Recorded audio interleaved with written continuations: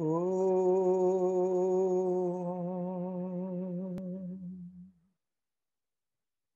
Sahana Vavatu Sahano Bhunaktu Sahaviryam Karavavahai Tejasvinavadhitamastu ma Vishavahai. Om Shanti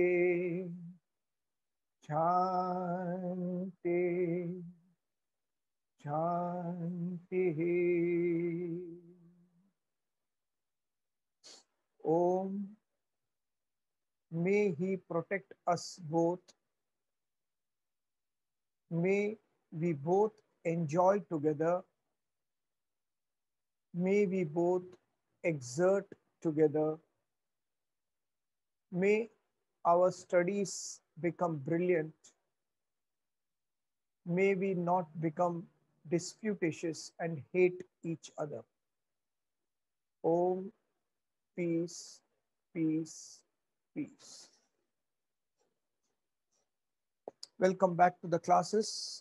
We are discussing Sthita Prajna. Arjuna asked this question in the verse 54, Sthita Prajna kya bhasha? We have been continuing that.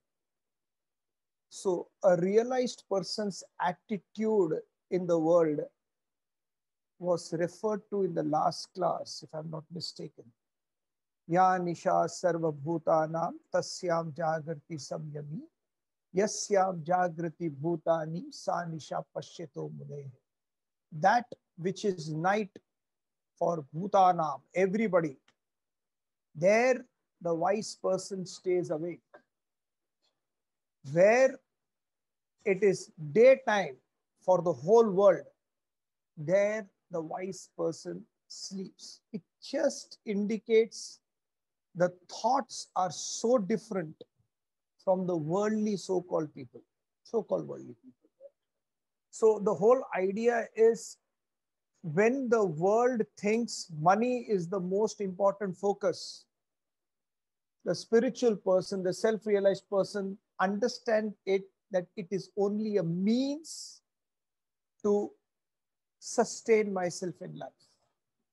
When the whole world focuses only on physical personality of how I look and pamper the body, right, left and center with food and every other things, a spiritual person takes care of the physical personality and understands that it is one and only vehicle given to him or her so that they can live a healthy, fruitful, and productive life.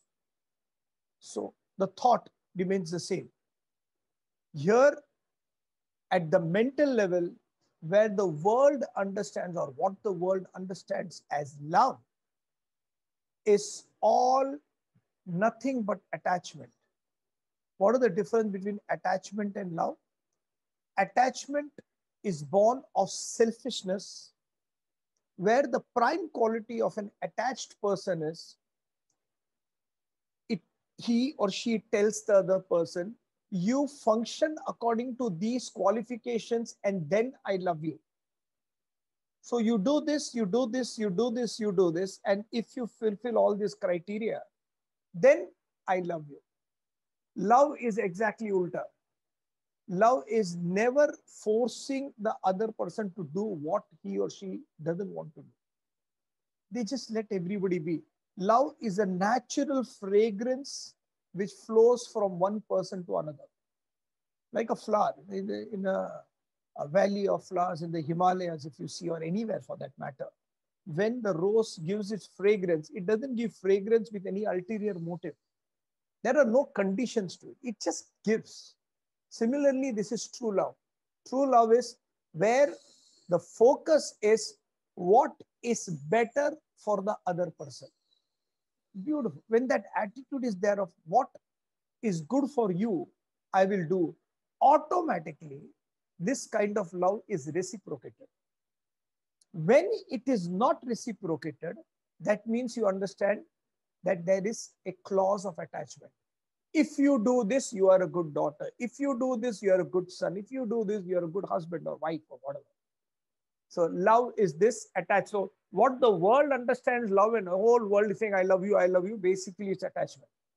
And what a spiritual person or a realized person talks of love, there is no attachment to anybody. He doesn't see forms. He doesn't see relationships. His needle, see, all we relate with everybody, with father, mother, brother, sister, husband, wife, and all these things. We relate with names and forms. These people or this person, because it's a minority, this person doesn't relate with name and form. He relates with only one clause in his head. Is this right or is this wrong? Right and wrong based on what is good for everybody. Jana Sangraha. From that point of view, they will say. And that is very important. So that's true love. And they don't have any axe to grind for any reason. Therefore, they are always cheerful and happy. This is at their mental level. Intellectual level, where the whole world thinks religion is nothing but superstition. Put some nimbus and it will drive bad luck, the black kajal. All the external factors, if you do, puja, this, that will help me become a better person. These are all mechanical rituals, blind superstitions, and fanatic ideas about what God should be. Or for that matter, what good should be. Fanatically attached. My way is the right way. So it's like the people talk, it's either my way or the highway. You take the highway then. Either it's my way or that way. Why should it be? Let us, you remember the prayer which we do. Let us not be disputatious and hate each other. Is it possible that I may not understand you and you may not understand me? We shrug our shoulders and say, let us agree to disagree until one of them finds out whether the other person is right or wrong. How do you find out? Live that life. You experience that life. And when you experience happiness and peace, you were right. You experience agitation and tension, you were wrong. It's as simple as that. Intellectually, a real spiritual person, a realized person understands who God is. Who is that Param Tattva who is functioning in and through everybody around, including this person. Because of that knowledge, they are never agitated. And what a state where they are never agitated is the next verse what we are going to do. Apuryamanam achala pratishtham samudramapa pravishanti yadva tadvat kamayam pravishanti sarve Sashanti mapnoti na kama kami. Tone is changed. What is this realized person? Apuryamanam achala pratishtam samudramapa. Just as the water in the ocean, however much the river flows inside, doesn't have any effect on the quantum or the stability of that ocean. As the waters enter the ocean, which filled from all sides remained undisturbed. You take a little bit of water from the ocean, it doesn't make any difference from the ocean. You add a little bit of water, 2-3 rivers extra, it doesn't have any effect on the ocean. It is always mean. Mean, not in the English, mean level is the average. It always moves that, very calm and quiet. Similarly, exactly similar. Na kama kami. Likewise, he in whom all objects of enjoyment enter, attain peace. That person attains. So the attachment where we were talking about and love, attachment is where you are qualifying some qualities and saying you should have this, then I love you. Love is entirely different. This person is steeped in love. Therefore, he doesn't do anything. Now, don't get the scriptures wrong. When they say he doesn't do anything, like Krishna, he does everything. It's exactly ulta. He does everything, but he looks as if he doesn't do anything. That is the reason or symbolism of Vishnu sleeping in the ocean of milk. Ocean of milk, whiteness, this represents sattva. I'm not saying milk represents sattva. I'm saying the whiteness represents sattva. So in that sattvic mentality, Lord Vishnu is sleeping like this, Ananta Shayana. And he is sleeping where? In a beautiful Dunlop cushioned bed. Right? No. He is sleeping on the Sheshnag, 1,000-head poisonous snake. If one small, you sit in your house and you suddenly see a tail of something going inside the bed, and you tell your husband or wife that, my God, I saw something, it had a big tail and it just went inside the bedroom. And your husband or wife says, it doesn't matter, nighttime, let's not push it. We'll just sleep and tomorrow morning we'll see what it is. Will you be able to sleep? We can't sleep on that condition. Imagine a person sleeping on a 1,000-headed, sleeping as it were, doing all the duties required per se. Such a person who does what required to be done, the most poisonous snake, that person is peaceful. Mind is full of purity and sanctity. Such a person has Lakshmi pressing his legs. Lakshmi represents wealth. This wealth is not money. I have explained this to you. Wealth represents good qualities. This person is endowed with good quality. This is the whole personality. This personality is exactly like that. All the waters, let it come in. They are not bothered. Take away a few things, they are not bothered. Exactly like that when they are in the world. Therefore, he's used the word enjoyments. Why is used the word enjoyment is when you are interacting with the world, bad things come, bad things get filtered away. I don't want to interact with this person because this person, environment or situation is negative for me. So when it is negative for me, I choose to be away. When Duryodhana seeks company, I choose to be away. But when good things come, how much effect that has on me? Nothing. Internally. Nothing internally. Externally, you may jump with joy. Just as when you are playing Monopoly with your grandchildren and or your child or a carom game, and you take a coin and you jump with joy, and your son or your grandchild looks at you angrily. You took the queen and you jump with joy. Yes, I won, I won. And as soon as the parents come and say, okay, it's time for us to go, and take the grandchild away, after that, you'll still continue playing and say, I won, I won. It's gone. Similarly, this person, whatever enjoyments come, it comes, but it doesn't have any difference in this person. He's all right. It's like a great guru said, there is Mr. Joy. He comes to our house, has a cup of tea. How are you? I am good. How are you? I am good. I've got a great news. Is I hit a lottery jackpot and I got 1 crore as a prize. He says, congratulations. Thank you very much. Wow. So in my bank account, 1 crore has come. I'm so happy. And he goes away, and then there is another Mr. Sorrow. And he comes and says, what happened in your family? This happened, that happened. It's so bad. And you sit and listen to that also, with complete understanding that behind him is again Mr. Joy. So this succession of sequence of joy, sorrow, joy, sorrow, joy, sorrow from the world will keep on coming. But internally, they don't affect. They cannot affect. Such is a person who is constantly happy. How is this person happy? Where did this person get this? Through this knowledge.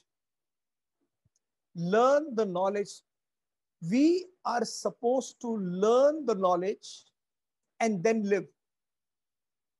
We are supposed to learn the knowledge and then live.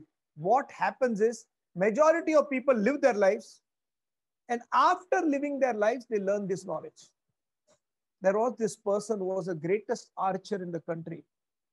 And everywhere he went to one particular village, and he saw that there are a lot of those bullseye, rounds everywhere in every tree. And there is an arrow right in between the bullseye. Everywhere. He didn't find a single one missed.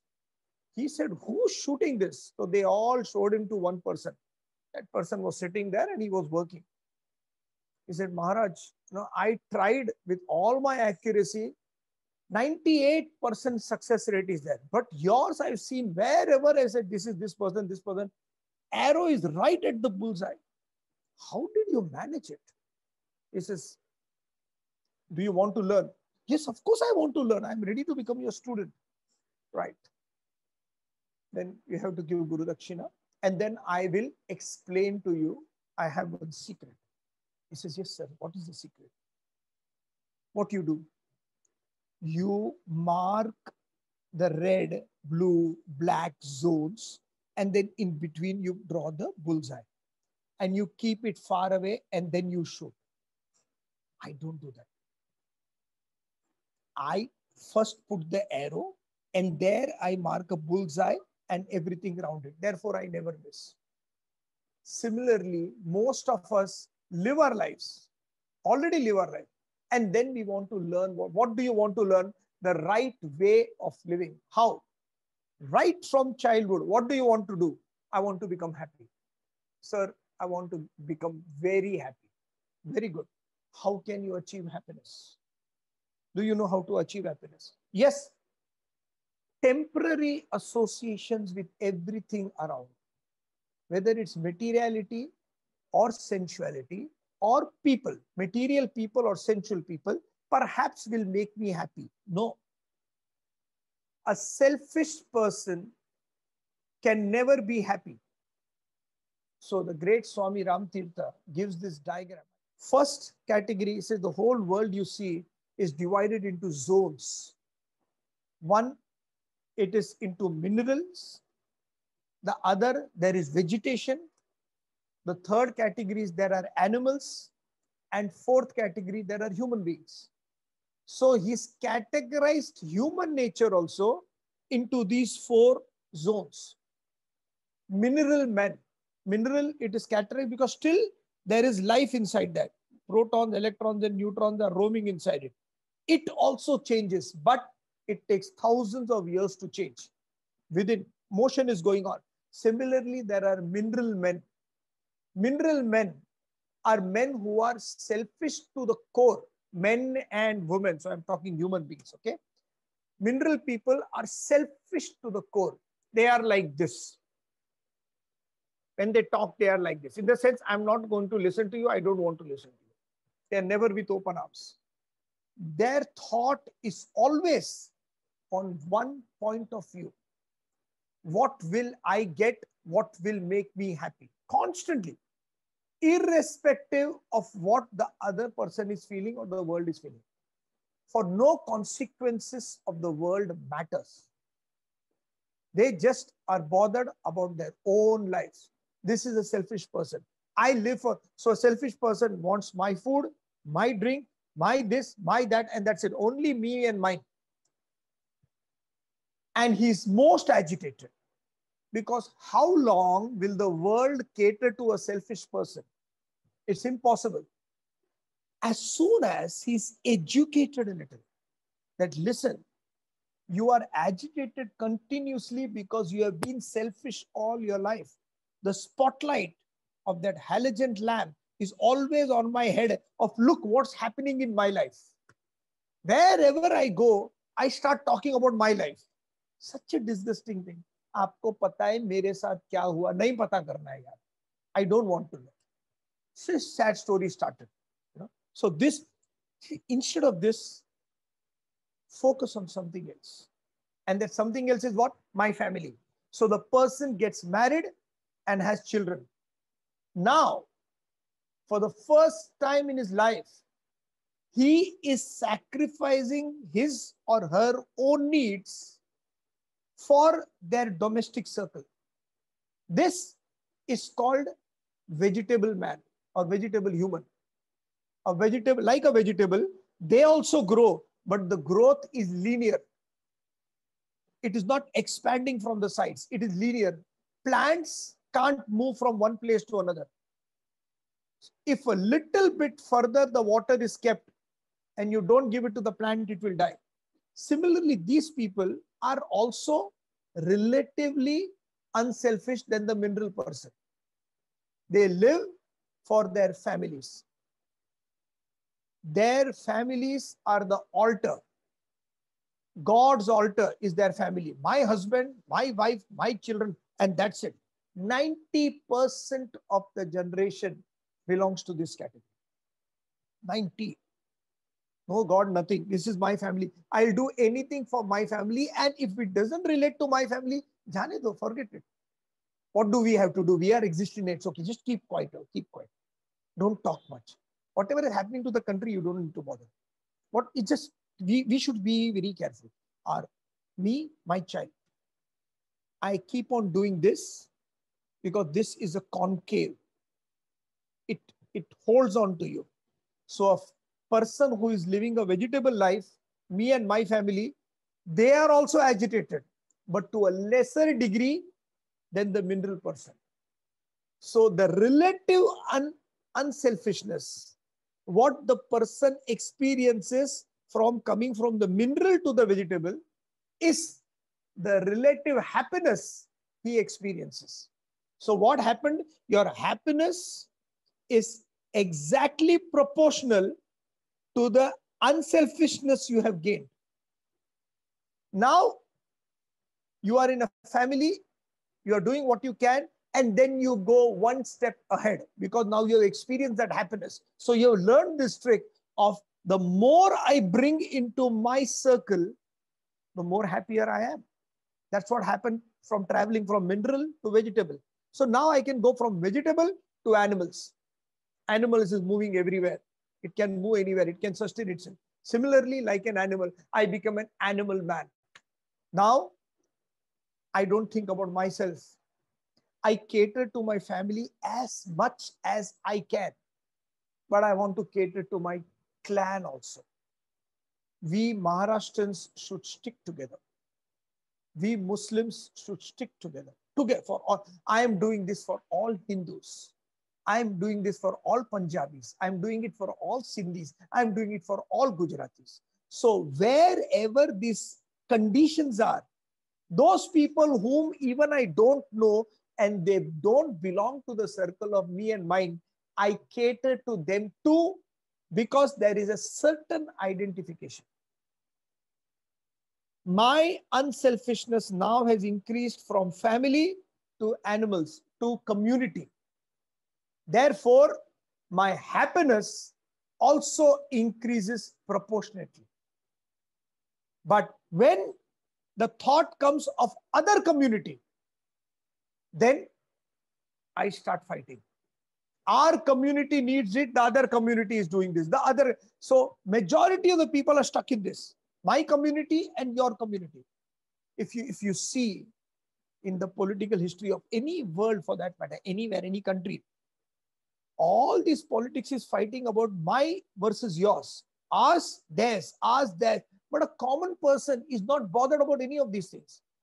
You tell me in this country or anywhere for that matter, is the common person really bothered about which religion he belongs, which caste he belongs? No.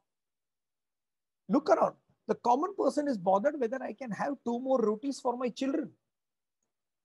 How can I sustain them? Can I get them a better education? The focus is that.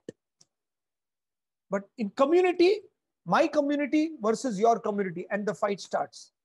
But they go through a certain aspect of happiness better than the vegetable and mineral, proportionate to their unselfishness. A more spiritual person enhances and grows from this level of animal to human man. They identify with all humanity. human rights. They identify with all humanity. Wherever something is going wrong to any human being, we need to correct it. If one lady is put into trouble for no fault of hers, we need to stand up for her. If a man is put into trouble for no fault of his, we need to stand for that. We need to stand for anybody, whether they look at me or listen to me or not. What is wrong, and what is right is right. This identification is much more at a higher level than all the three before. Therefore, proportionately, his happiness is increased. His identification is complete. Better, but his identification is not with animals. It is not with animals. So I can eat animals, I can destroy them, which is all right. As far as humans are not destroyed, it's all right. So much news about camels. There was, in between, there was a news of camels being culled. 1.3 million camels. Culled means killed. I heard recently in Denmark, I think so, they are trying to eradicate minks. It's an animal. Again, the culling is 1.7 million or something. So millions upon millions are being killed. That's okay. Animals killing is okay. Human beings we should not, because we are the superior race. When you come to human man, that becomes a circle. There is nothing beyond that. Beyond that is God man. God man is a person. Now this is where we are supposed to reach. That should be the goal. In God man, all selfishness disappears. I am a man or a woman disappears. I am a Hindu or a Muslim or a Christian or a Sikh or a whatever, it disappears. I belong to the upper caste, lower caste disappears. Every differentiation in the world completely disappears. Your identification with everyone is complete and total. Your ego is completely annihilated. There is nothing now. There is no hitting in your chest and saying, I did this and I did that. My identification of my family, my community, myself, my country, my humankind, all disappears. Now you identify with everything. And every time the thought is only whether this is right or wrong. If it is right for everybody, it is right, khatam. There is no deviation there. That thought is important. So reach that higher state. When you reach that state of God realization, the highest point of view, you have reached your destination. This is what Swami Ramtirtha says is your only mission in life is to be self-sufficient, self-poised, and self-pleased, completely contented within yourself. You don't have anything, no complaints with anybody, the whole world whatsoever. Such a person is a blessing. Nature celebrates. Nature celebrates. When such a person understands his tattva or her tattva inside, what is the essence of my life, the whole world will celebrate. And that celebration is Diwali. Happy Diwali to everybody. I didn't announce before, but now I'm saying, because we should know what is the meaning of Diwali. Diwali, sir, I was taking children's class, so sweet. So Diwali is, when Ram, he killed Ravana and then he went to Ayodhya. And the Ayodhya people were very happy. They lighted the lamps. Therefore, we celebrate Diwali. Excellent. Very good. Very good. How many years back this was? Thousands of years back.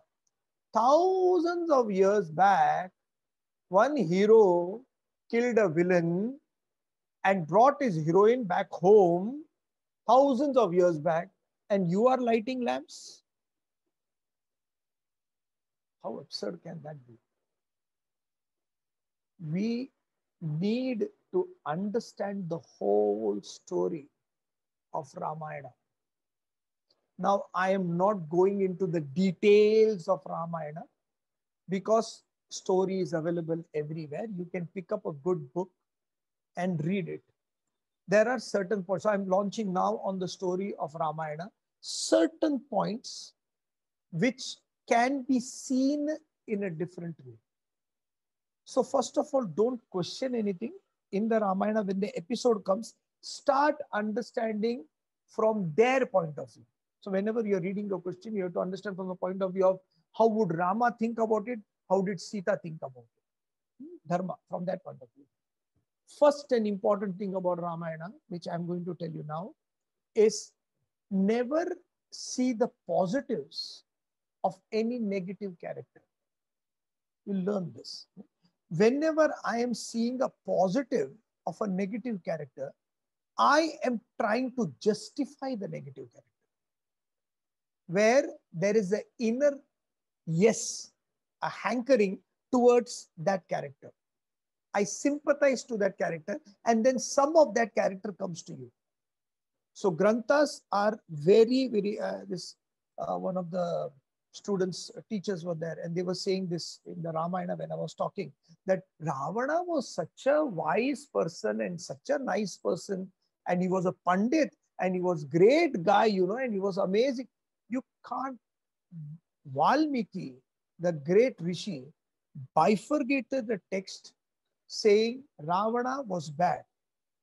He was arrogant.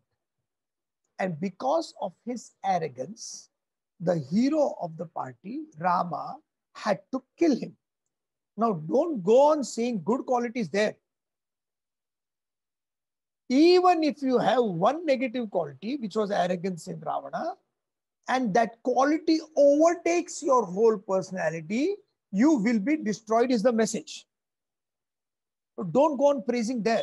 That is what most people are doing. They are reading books right, left, and center without any connotation of so-called authors. And they are finding Duryodhana was a great guy. I think so. Karna was superb. Karna was one of the best guys in Mahabharata. All these things. Ashwatthama was very good. Bhishma, what did Bhishma do wrong? All these characters were lined by Ved Vyasa in the group of the Kauravas who were unrighteous, who were wrong.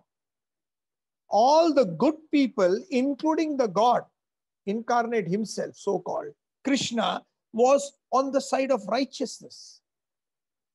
So righteousness has to destroy unrighteousness. Don't go on trying to be good with the unrighteous part. There were problems with all these characters, and since there were problems, they were on the wrong side due to their own weakness. Someday we'll go through this. So these two concepts need to be known in Ramayana. So the Ramayana story, I'll just go through you. You can see the story, read it somewhere, but I'll just go through simply. So Dasharatha had three queens, Kaushalya, Kaikai, and Sumitra. And Kaushalya was Rama's mother, Kaikai was Bharata's mother, and Sumitra was Lakshman and Shatrughan's mother. Lakshman and Shatrughan were twins. So Lakshman followed Rama everywhere, and Shatrughan followed Bharata. Mirror image they were. And slowly they grew up beautifully. All of them stepbrothers, but there was no thought of being stepbrothers. They were all together. And one day, Vishwamitra came to the court of Rama, and he said that I want your son because I'm doing a yajna. And in this puja, I can't get angry. If I get angry, then the puja gets disturbed. So there are these asuras who are coming, and they are disturbing the yajna. So I want somebody to drive those asuras away.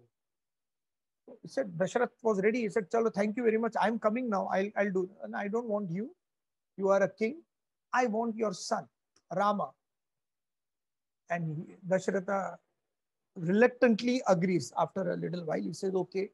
And they call Rama. That's where we did it. Remember, the Vasishtha is called for Rama, and Rama doesn't come because he says there is nothing in life.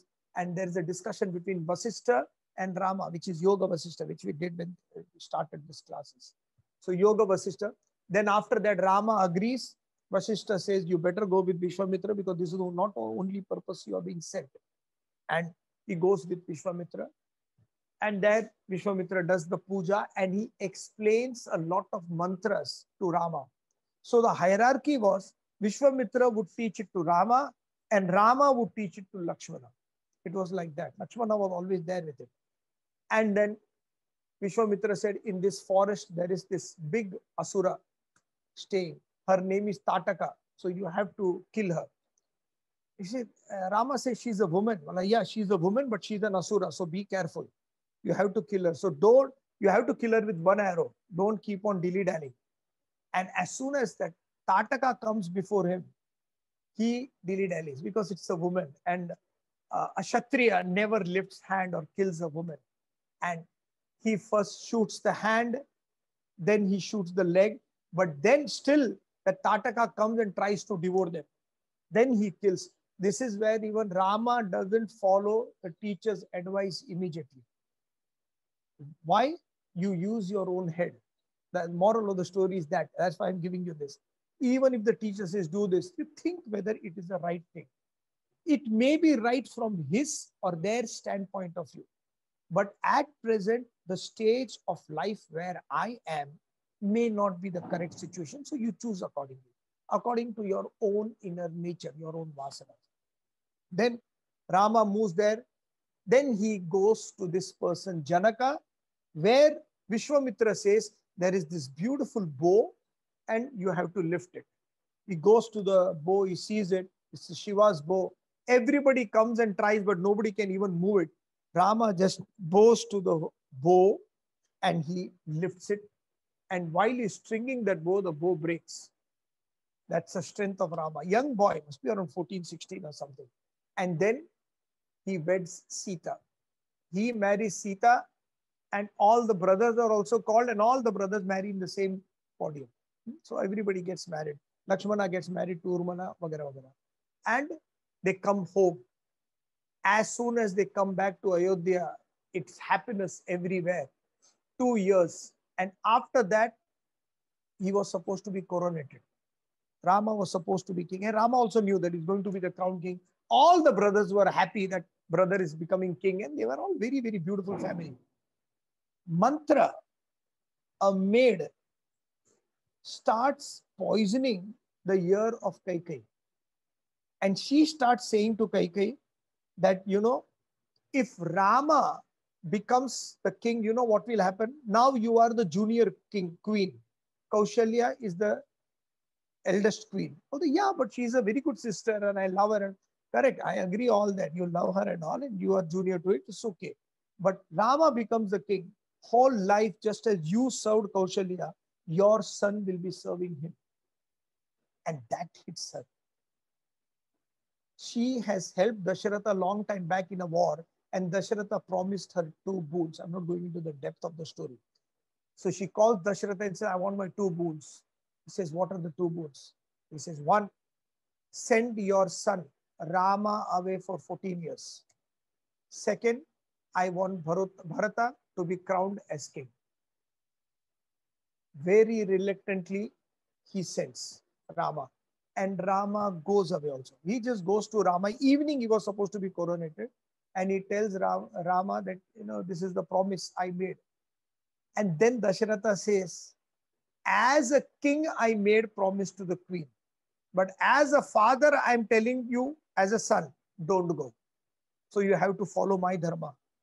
Rama says, no, the king's dharma is more than anybody. King talking to the subject is something different.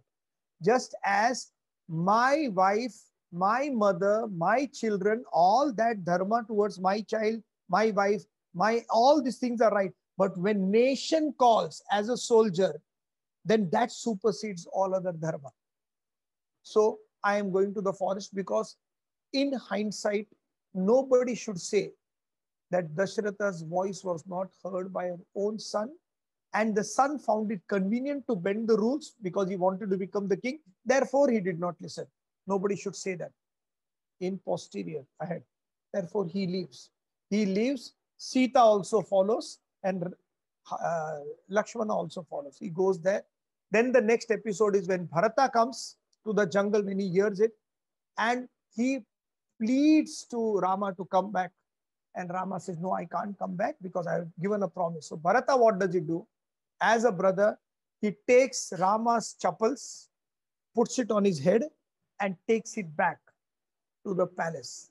He puts the khadao, chappals on the throne, and he has told Rama that 14 years you will be ruling. Your chappals will be there. I will not sit on the throne. I will be sitting down. I will be doing all, look at the ego. I will be doing all the administrative work, but I will not live in the palace which is refused for my elder brother.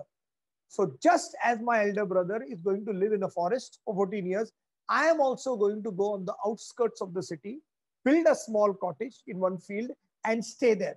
Every day I'll travel up and down.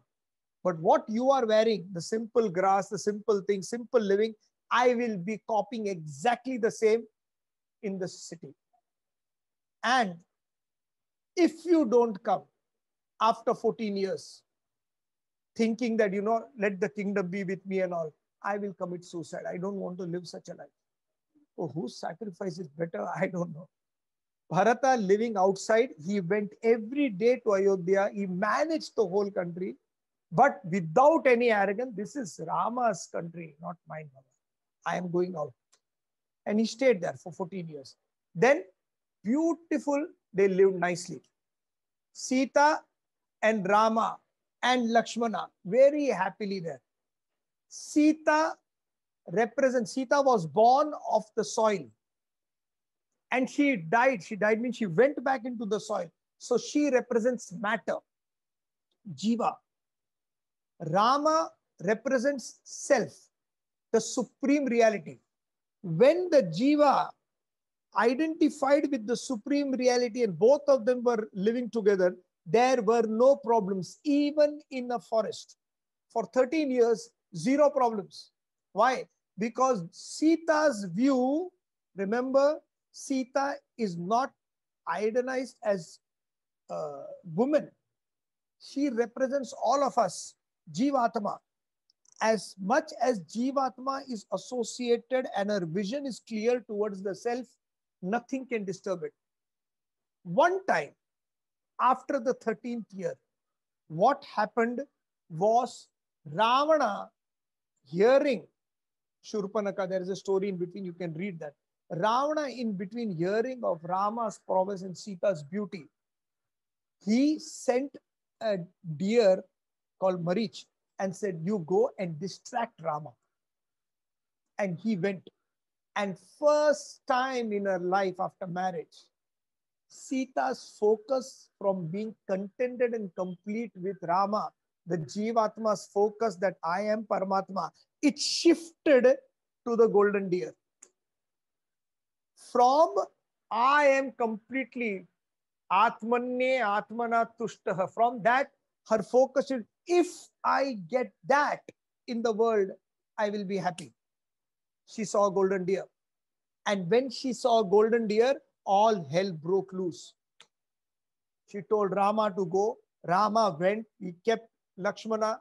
She told Lakshmana to go after hearing Rama's wail of sorrowful wails as if he is dying. Lakshmana made that Lakshman Rekha. When Lakshman Rekha was made around Sita, there are people who are interpreting it. I can't understand how they are interpreting it.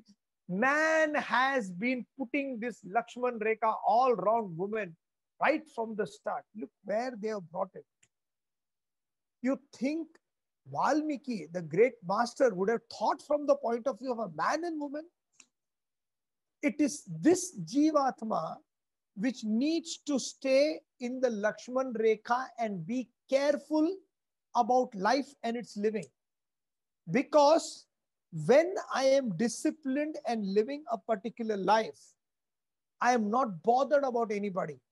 But as soon as I move beyond that discipline to live and fantasize about what my mind is seeing, then Ravana, the 10-headed monster, the 5 sense organs of action and 5 sense organs of perception, he comes and kidnaps me. Jivatma is separated from its master, the Paramatma. That is what has happened till now. We are all hypnotized that I am the body, mind, and intellect. It's separated from the master. And now these five sense organs of actions and five sense organs of perceptions, eyes, ears, mouth, nose, skin, all these things have captured me completely. My mind has captured me in emotions, likes and dislikes. My intellect has captured me in ideologies. I have been separated from my Purusha as an individual. Ravana has taken me away. And then the whole exercise of Ramayana moves from there. We'll continue this in the next class because I'll not be able to do justice now. Thank you very much. Om.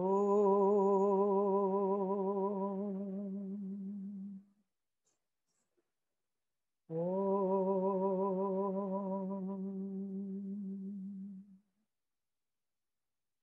Om.